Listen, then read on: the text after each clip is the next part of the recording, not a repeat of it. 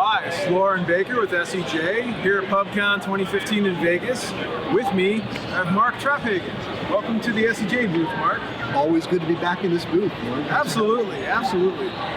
So, Mark, I think one of the first times I really started following you and reading your stuff was when you were dissecting a lot of Google Plus and Authorship, and I don't know what's going on with Authorship now, but in the grand scheme of things, setting up your authorship and your profiles and everything perfectly kind of put a focus on personal branding and the importance of doing so, representing publishers and companies. And I hear you do a lot of that yourself, helping companies champion personal branding internally. That's a great connection to make, because I think that really was part of my inspiration, was realizing, as I took the deep dive into Google Authorship, what I really saw and what I came out with, and when people asked me about, is there any value coming out of that, it went away, was really, I think the people that got value from it, that realized what it was really about, was building authority online around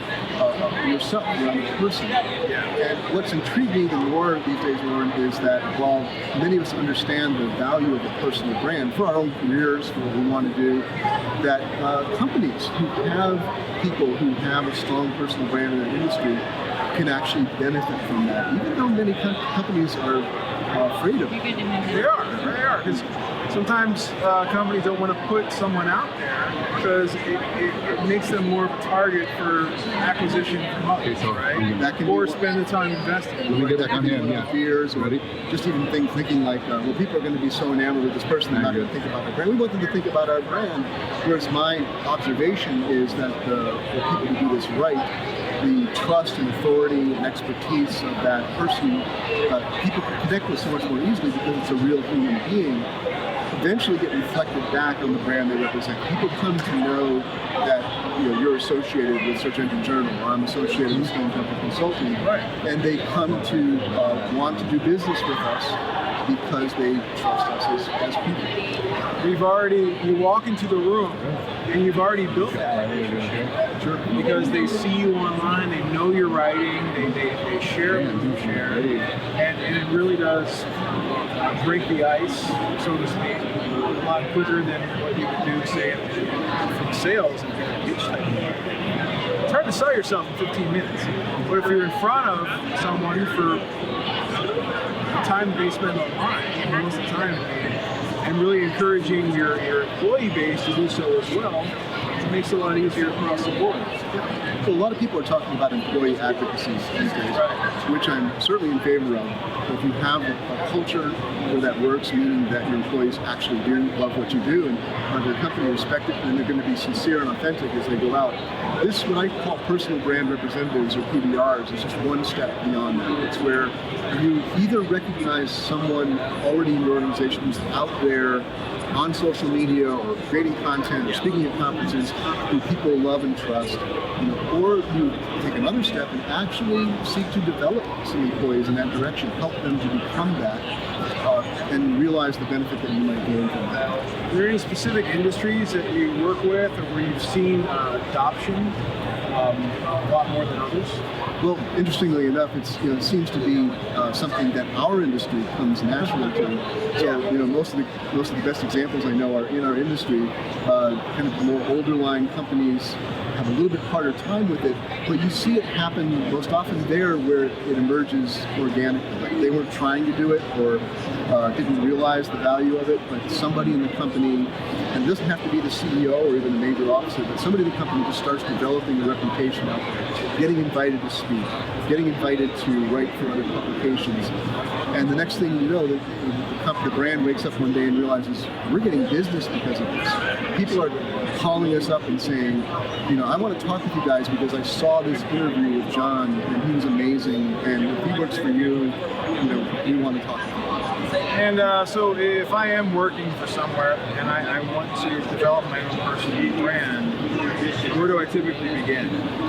That's a great question, because it's going to depend on the company you're working with. Some companies just take to this naturally because the culture is already there, but that's probably not the typical situation. So I have two pieces of advice which seem to conflict. The one is it's better to ask forgiveness than permission. To some extent,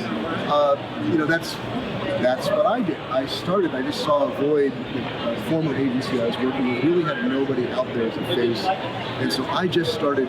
The blog was 1 or 2 articles a year, so I just started picking up the blog on my own.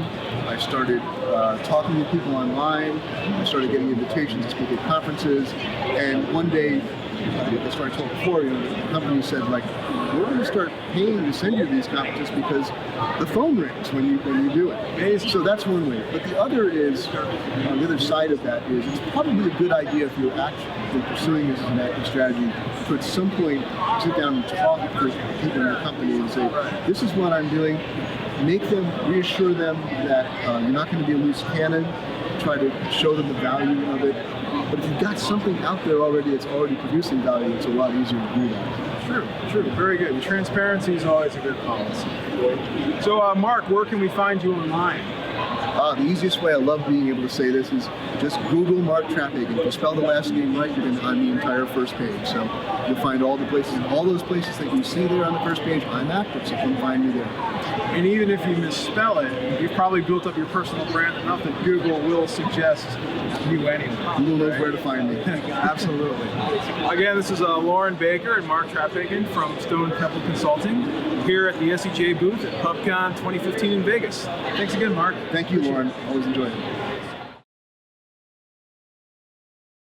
This is Kelsey Jones, Executive Editor of Search Engine Journal, and I'm here today with Guy Kawasaki, Chief Evangelist of Canva. Guy, thanks so much for joining us. I know you did a keynote today at Pubcon about personal branding and social media. Conferences I attended, the speakers were fantastic. The weather here has been amazing. I mean, this location, the hotel. The thing I'm really liking about the SEJ Summit is the 3 takeaways structure. Yes. I'm leaving with way more. I also like the single session format for conferences. I agreed to be a speaker here because I think above all else, the quality of people who attend the meeting, there's something to be said about the fact that you can't just, hey, to come here.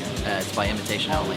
What I've really liked about the speakers is that it's been very well-rounded. We focused on content generation ideas.